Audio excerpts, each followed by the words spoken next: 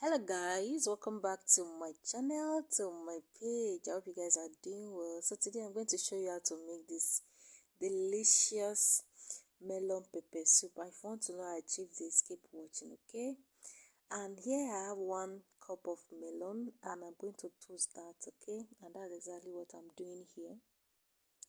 And also guys, toasting your melon seeds before blending it is actually going to enhance the taste and the flavor of your soup, and you don't want to miss this, okay?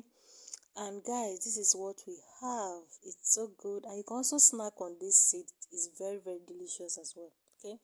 Please subscribe, like this video, and also share with your friends. Thank you.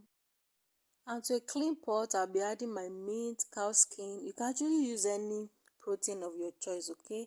Then here I'll be adding chopped onion, seasoning and salt. Then I'm going to add water, enough water to cook this. And give it a stir if you are the type that usually stir your meat before cooking it properly, okay? I love to do that. Then I'm going to cover that to cook till it's soft.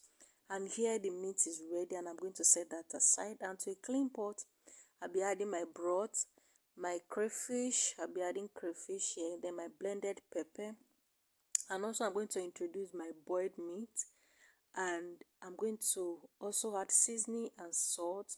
Then I'll go ahead to stir that to combine, okay? Then I'll be covering that to cook till it's nicely boiled, like for the pepper to cook properly, okay?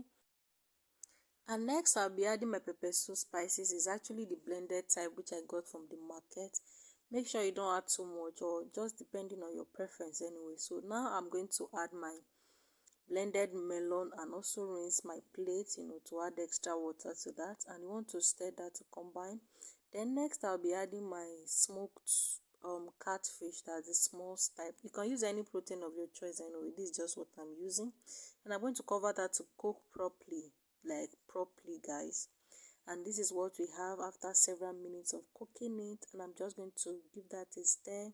Then now I'm adding scent leaf and a pumpkin leaf. You can use any leaf of your choice, okay? Then I'm going to stir that to combine, again.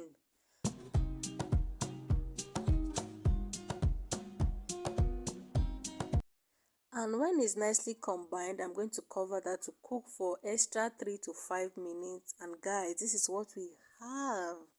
This is so delicious. Even the aroma in this kitchen is calling you guys to come and join me on this table, okay?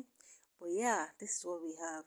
So is it that you pair this with pounded yam or with starch? But it's actually starch I served this with, and it came out so delicious. Thank you guys so much for watching, and I'll see you in my next one. Bye.